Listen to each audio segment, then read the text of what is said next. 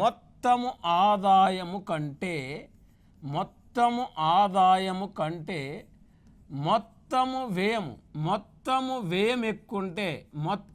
వ్యయం ఎక్కుంటే దాన్ని load budget అంటున్నాం. ఇవాళ భారతదేశంలో ద్రవ్యోల్బణానికి కారణం మనకు డెఫిసిటీ బడ్జెట్ అనేది మెయిన్గా మనం ఆన్సర్ తీసుకోవాలి.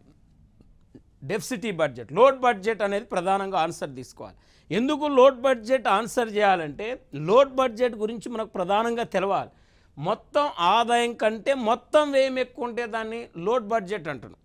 మరి total expenditure more than total income called deficit budget. అంటే లోడ్